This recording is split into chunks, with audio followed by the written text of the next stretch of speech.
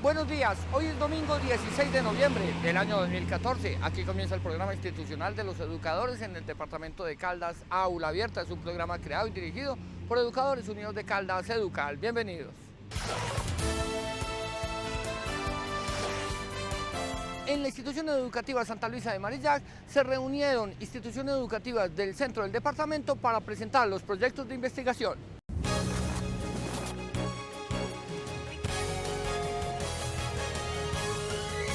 Diferentes proyectos se vieron en la feria científica que desarrollan para incentivar a los estudiantes para que se involucren en proyectos que aporten al desarrollo de la humanidad. Una feria subregional que sale, digamos, de hacer ferias municipales en todos los municipios de Caldas. Se realizó la actividad del programa Ondas de Colciencias, en donde, digamos, ocurre la socialización de todos los proyectos de investigación e innovación que se realizaron durante todo el 2014 en las diferentes instituciones educativas públicas del departamento. Con instituciones educativas de Chinchiná, Palestina, Villa María, Manizales y Neira se realizó esta feria, donde el común denominador fueron los proyectos ambientales. Entre ellos se destacó el plástico con almidón de yuca. Porque pensamos pues que en el mundo está dando mucha contaminación por las bolsas y botellas plásticas que demoran más de 1000 años en descomponerse. Entonces, ¿qué es lo que nosotros? No, buscar un plástico que fuera biodegradable a partir de organismos o desechos de las mismas veredas, ¿cierto? Entonces nos surgió que de nuestro proyecto un plástico biodegradable. Otros proyectos donde la inquietud por conservar los afluentes hídricos ha hecho que realicen una investigación detallada sobre estas necesidades ambientales. El proyecto se trata de analizar las transformaciones del agua de la quebrada del río Chinchiná, desde el recorrido de Maltería hasta el sector de Malabar. Es decir, conocer cuáles son esas transformaciones que tiene el agua y cómo está repercutiendo en nuestra sociedad y qué alternativas de solución vamos a plantear para contrarrestarla. Hay jóvenes que pensaron en la influencia de las nuevas tecnologías en la cotidianidad. El Cell Parking es una campaña que estamos realizando dentro del aula y pensamos llevar a otros aspectos, tanto de la familia como en la sociedad, que consiste en que las personas se concientizan de los perjuicios sociales que causa el celular. Las tecnologías de la información y las comunicaciones. Entonces, en este trabajo cogimos a toda la población, a las 108 estudiantes que hay en los grados novenos. Ahí se pudo observar que a las estudiantes les gusta mucho escribir en el computador. Todos estos proyectos son apalancados para su realización y así se inculca el deseo por la investigación y que los jóvenes aporten para el futuro del país. Se realizó el foro donde se presentaron las víctimas del macroproyecto de la Comuna San José. Ahí presentaron la propuesta de hacer la denuncia internacionalmente. El proceso de renovación urbana de la Comuna San José ha tenido más fallos que aciertos y los que algún día habitaron este sector y los que aún lo habitan se sienten víctimas. Porque me sacaron a la brava de donde vivía, me forzaron de todas las formas posibles, con amenazas, diciéndonos que si no vendíamos por lo que ellos querían, nos expropiaban y nos tiraban a la calle.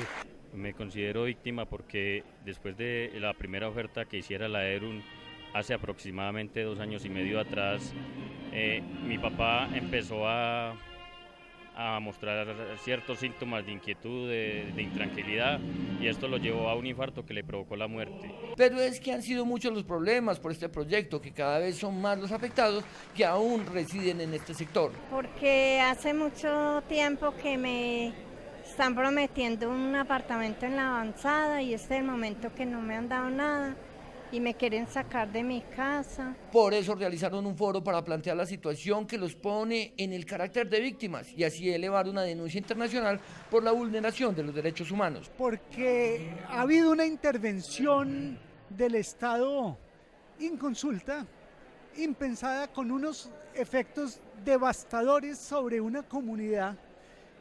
No solo miembros individuales han sido expulsados por un plan de renovación urbana, sino toda la comunidad ha visto intervenida y afectada radicalmente su forma de vida sin ninguna participación política y con graves efectos para su forma de vida y para su futuro.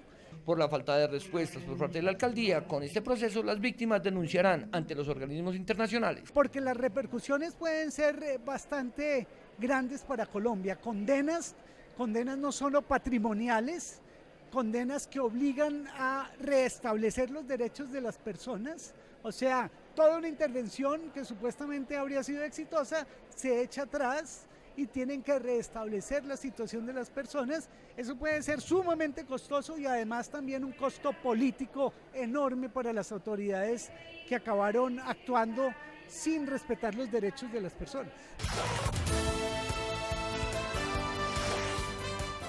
Aquí está la primera parte del informe sindical a cargo de Wilson García Quiseno, presidente de Educal.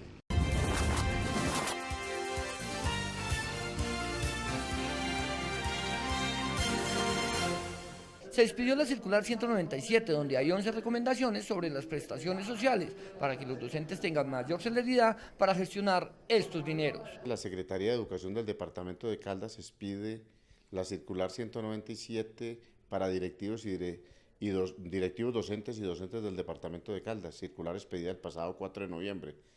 Entre otras, las recomendaciones son las siguientes, son 11 recomendaciones fundamentales que obviamente los educadores la van a encontrar en la página de SED Caldas, de la Secretaría de Educación, pero es bueno que se tenga este referente que envía a la Junta Directiva a través de quien les habla como presidente.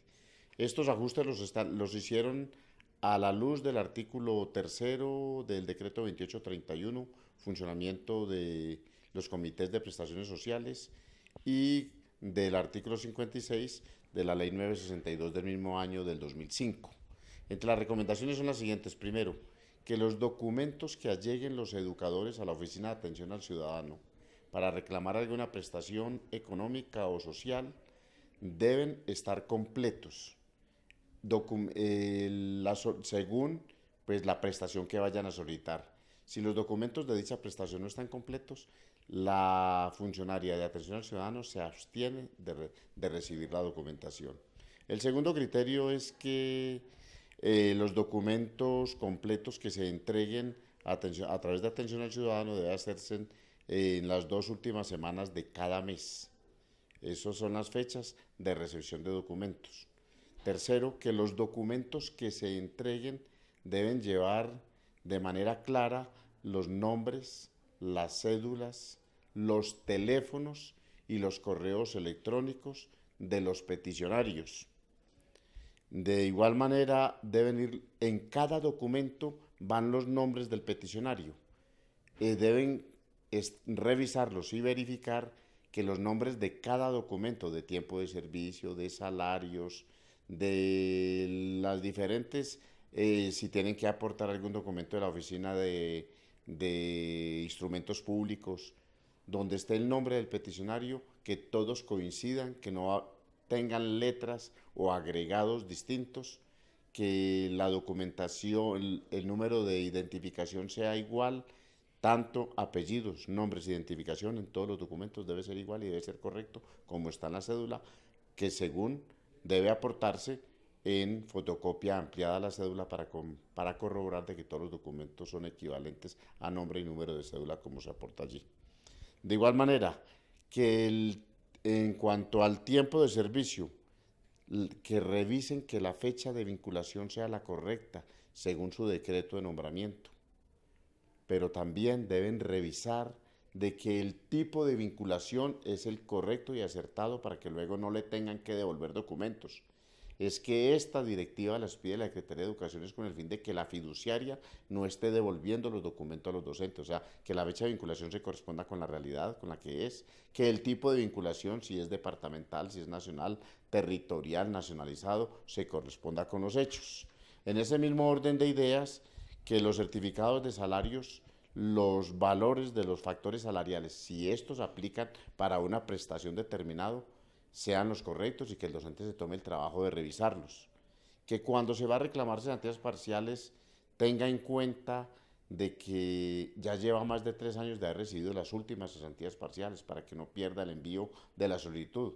Así hoy el Consejo Directivo del Fondo, los representantes de FECODE ante el Consejo Directivo del Fondo estén exigiendo de que los docentes puedan reclamar cesantías cuando quieran, cada año, así como para estudios se puede reclamar cada 6 meses. Entonces, La única excepción es que es para estudio, pero mientras no se aprueba ese nuevo acuerdo en el Consejo Directivo del Fondo, los docentes que no vayan a reclamar para estudios, sino para otro tipo de cosas, deben tener claro de que ya lleva más de 3 años de haber recibido las cesantías. Para la cesantía parcial, para adquisición de vivienda, verificar que los certificados de tradición del bien no esté atravesado por gravámenes, por embargos, que no se vayan a hacer promesas de compraventa o negocios con viviendas de carácter familiar, porque el patrimonio familiar no puede involucrarse allí. De igual manera, para reparación de vivienda, los contratos deben ir firmados por las partes, debe ir firmado por el contratista, debe ir firmado por el contratante, que es el maestro que reclama las cesantías, que cuando tiene un acumulado de cesantías el docente y es inferior al valor de la vivienda que va a adquirir, coloque una cláusula en el contrato en el contrato de promesa de compraventa, que el faltante lo coloca de recursos propios, para que le entreguen en ese caso, no para reparación, sino para compra, el total de lo que tiene, y que sepan que si es superior el valor a la vivienda, pues va a haber una plata además que colocará el peticionario. Y en el caso de la adquisición de vivienda, cuando se va a comprar, debe tener en cuenta que en muchos de los casos una propiedad, un bien inmueble, pertenece a 2 o 3 personas y deben aparecer los nombres y los documentos de identidad de todos los propietarios. Así, por un lado aparece el comprador y por otro el vendedor, y que en el caso de los vendedores aparezcan el nombre de todos cuando la propiedad es una propiedad común de varios dueños.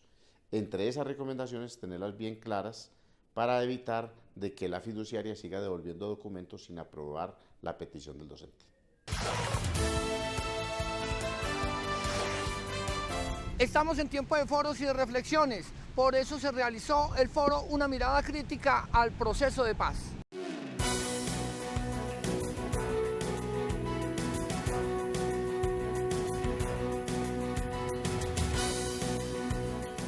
Con el fin de analizar la situación que se presenta en La Habana con los diálogos de paz de las FARC y el gobierno, se realizó una mirada crítica a este proceso. Es meritorio, pues además de académicamente, políticamente daría unas indicaciones, nos daría unas orientaciones para tratar de develar el discurso que podría estar uno develando de trasfondo sobre el que se sustentan los procesos de paz en La Habana. Creo que en nuestro caso estar abordando el segundo acuerdo de participación política nos daría unas posibilidades, digamos, un poco más claras para tratar de llegar al punto esencial de qué se seguiría, dado el fundamento político que tiene el proceso, a qué se llegaría con base en lo que sería la participación política. Hay varias situaciones que conllevan a que se mire más allá de lo que los medios de comunicación muestran. Por eso es necesario dar a conocer lo que se puede leer entre líneas de lo que pasa en La Habana. Yo creo que hay una visión bastante positiva, mismo si desde hace unos años es política del gobierno hacer tratados de paz con las fuerzas en armas rebeldes. Existe un ambiente de creer de que este tratado es posible. Lo que está pasando en La Habana demuestra que es serio. De otra parte, es claro que por primera vez un tratado de paz logra motivar a la población en general, sí, en el sentido de que todos estamos optimistas y queremos ese tratado de paz. Hay una gran mayoría de colombianos que lo quieren. Lo que sucede hoy en La Habana tendrá que ser la luz que guíe al país para encontrar el camino que lo lleve a la paz, con equidad social y sin armas. Que el fin del conflicto y que la paz en su totalidad se lograría con el proceso de paz particular que se adelanta entre la insurgencia, en este caso particular las FARC, y el gobierno. No hay una monocausa en el país que conlleve a los conflictos y a las diversas formas en que se expresa la pobreza, la inequidad, la injusticia, la exclusión, la tortura misma, el analfabetismo. Hay múltiples causas, hay una fundamental que se está tratando, pero creo que la paz en su totalidad en Colombia no se logra, sí se dan unos avances y unos pasos significativos, se tienden unas líneas importantes, se abren unos caminos claros, largos por recorrer, culebreros seguramente, como no han sido, pero ello no va a conducir no nos va a arribar a un puerto definitivo de la paz. Esto no tiene fechas, ¿no? No tenemos la hora exacta ni el día exacta de cuándo esto será posible, pero es claro que la violencia es ahistórica. Es claro que para acceder al poder las armas no son necesarias, eso es completamente ahistórica, y es claro que un país como Colombia no puede continuar por la vía de la guerra. Colombia requiere de buena educación, Colombia requiere de buenas condiciones de salud, Colombia requiere de empleo y no requiere de la guerra, que es un esfuerzo inútil y destructivo para el país. En la institución educativa San Agustín se adelantó la Navidad.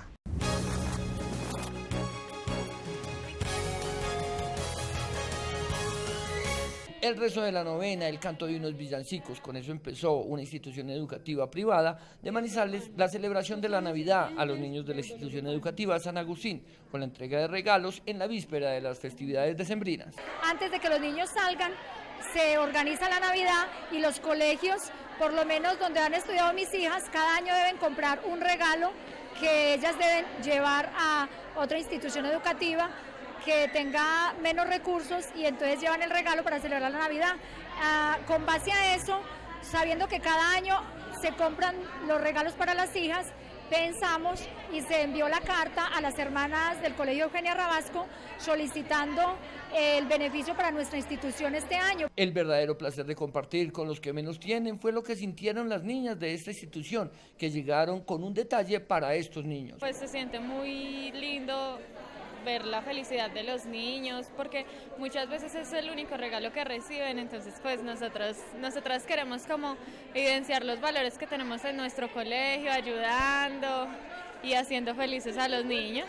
Les damos amor y pues ellos como que tienen una muestra de afecto por nosotras, para que sepan que también hay personas por fuera que también les pueden regalar, que los padres a veces no tienen para darles y nosotras tenemos la posibilidad de darles algo para que ellos estén felices. La idea sale del cariño que le tenemos las niñas de Rabasco a todas las personas que lo necesitan, sale del amor que le tenemos a todas estas personas que con una sonrisa nos hacen feliz al recibir el regalo. Pero la mejor sensación fue para los niños, que sin ser Navidad el niño Dios se les adelantó y recibieron un regalo para iniciar la celebración de la Navidad. Con la inocencia que caracteriza a los niños, ellos contaron que les dieron un balón y una cobija, juguetes de toda, una muda de ropa y una muñeca, unas muñecas y una losita.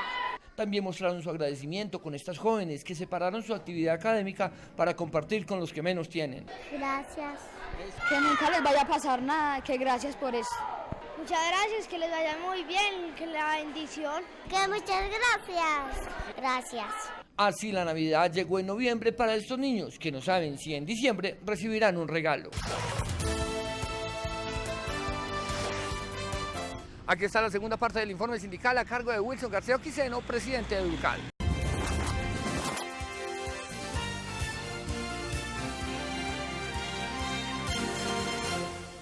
Ya está todo listo para que este martes se realice el foro educativo como una de las grandes tareas que se tiene para analizar la situación educativa del país. El próximo martes, pasado mañana, 18 de noviembre, 8 de la mañana, en el Teatro 8 de Junio de la Universidad de Caldas, el municipio, la Secretaría de Educación Municipal, va a adelantar o se va a llevar a cabo el Foro Municipal Educativo de Manizales y va a versar sobre el Plan Maestro de Educación Manizales 2032.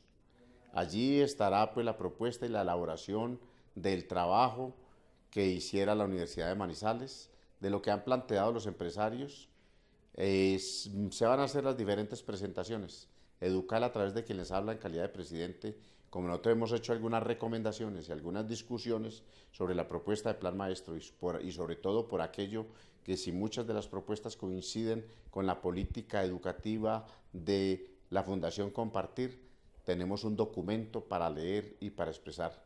Hemos dicho desde el comienzo a la Secretaría de Educación que plan maestro sin maestros no puede haber y que foros educativos sin educadores y sin comunidades educativas no puede haber. Espero a estas alturas de que a los docentes, no solamente a los directivos docentes, sino a los docentes, a las comunidades educativas se les haya invitado para este foro que se realiza pasado mañana, martes 18 de noviembre, 8 de la mañana, en el Teatro 8 de Junio. Allí Educal, como lo acabo de decir, repito, hará presencia con un documento que se leerá sobre las consideraciones que tenemos de ese plan maestro. Lo de la jornada única no es nada nuevo, desde 1967 ya existía y ahora quieren volverlo a implementar, pero ahora existen muchas falencias que tendrán que revisarse. Primero, de que no es cierto que FECODE, los sindicatos regionales y que nosotros estemos en contra del establecimiento de la jornada única. Esta sería ideal para mejor aprovechamiento en la formación de los estudiantes en sus diferentes saberes disciplinares, en el teatro, en el arte, en la cultura, en el deporte, en la recreación, pero que esta no se puede implementar sin unas condiciones materiales mínimas.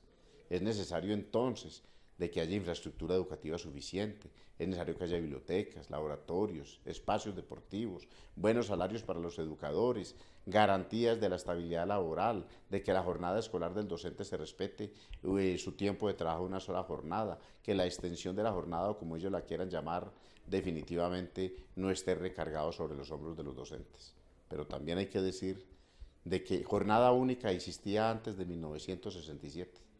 El gobierno de Carlos Lleras Restrepo, mediante el decreto 0157, ante el hecho de que había un déficit de 700.000 cupos educativos en el país, en lugar de ampliar la matrícula, de hacer un proceso de ampliación y de extensión de la educación, y en lugar de construir mayores establecimientos educativos y de nombrar más maestros y de garantizar todo lo necesario para que hubiera educación para esas 700.000 exigencias o necesidades de cupos educativos en 1967, lo que hicieron fue desmontar el Instituto Colombiano de Construcciones Escolares, que se encargaba, no para ese año, ese desmonte del ICE se hizo posteriormente, pero empieza la política allí. Y el gobierno de Lleras Restrepo en ese momento toma la decisión de montarse lo que ellos llamaron jornada completa o jornada única, de tal manera que en un solo colegio existieran 2 o 3 jornadas, o sea, 2 o 3 colegios prácticamente, para ahorrarse en construcción de establecimientos educativos y para ahorrarse en gastos de infraestructura y demás. Hoy FEDesarrollo dice que para que la jornada única pueda funcionar se requeriría de 832 establecimientos educativos más, que hay un déficit de 55.000 aulas en el país y esta jornada única se va a hacer un pilotaje con 53.000 estudiantes a nivel nacional en 550 establecimientos educativos. Hoy no hay las condiciones de infraestructura, hoy no están dadas las condiciones de bienestar estudiantil. Hoy además acusamos de que para el presupuesto del 2015 va a haber el presupuesto del 2015 es deficitario entre 12.5 y 15 billones de pesos, los cuales serán resueltos por la vía de mayor tributación, de mayores impuestos. La misma ministra Gina Parodi y el estudio de Compartir dicen que no es necesaria más infraestructura, que el número de alumnos por profesor no importa, o sea que pueden ser 300 alumnos por profesor y sin infraestructura educativa se van a un potrero, podrían educar los muchachos. ¿Cuál calidad? ¿Cuál pertinencia? ¿Y dónde está la responsabilidad que le están achacando o nos están achacando a los docentes de la mala calidad de la educación? En ese orden de ideas queremos señalar de que es válido defender la jornada única con mejores salarios, con las condiciones materiales y con las condiciones de infraestructura necesaria para adelantar este proceso. El 2015 será el año donde se presenten los pliegos de peticiones de las diferentes empresas, por eso hubo reunión de estatales, así mismo como el sector minero energético. Se celebró el 6º Congreso de Estatales, donde se reunieron 300 líderes estatales, donde realizaron el pliego de peticiones que presentarán al gobierno, además de los insumos que se recogieron con los pliegos anteriores y que permitirán dar avances. Hacer el pliego marco a presentar al gobierno nacional y al plan de acción para la defensa del mismo pliego. Se hizo una fuerte discusión, se trató de hacer un marco perfeccionándolo con las experiencias que cada sector tuvo en los pliegos anteriores. Igual situación sucede con el sector minero energético, que se prepara para presentar un pliego de peticiones donde el compromiso de las multinacionales con la explotación de los recursos en Colombia lleven a pensar en el trabajador colombiano.